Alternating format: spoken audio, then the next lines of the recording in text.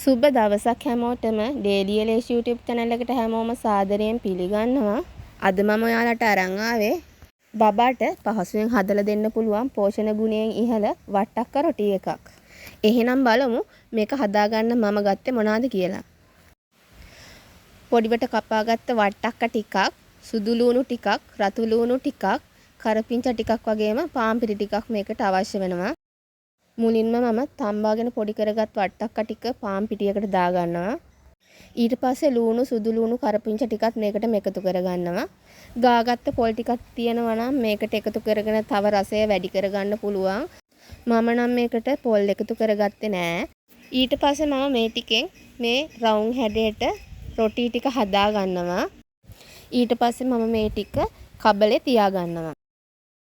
මේ තමයි මගේ බබාට හදාගත්ත පෝෂණ ගුණයෙන් ඉහළ වට්ටක්ක රොටි ටික. හරිම රසයි වගේම හරිම සුවඳයි. ඇත්තටම මගේ බබා වෙනදටත් වැඩිය ආසාවෙන් කෑවා. ඔයාලටත් පුළුවන් ඔයාලගේ බබාගේ ඕනෑම ප්‍රධාන ආහාර වේලකට මේක හදලා දෙන්න.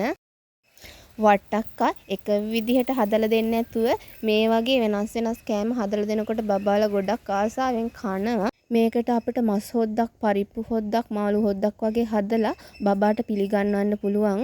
ඔයාලා මේ වගේ වීඩියෝ බලන්න කැමති නම් මගේ channel එක subscribe කරලා තියාගන්න. තව කෙනෙක්ට බලන්න share කරන්න. ගිහින් එන්නම්. සුබ දවසක් හැමෝටම.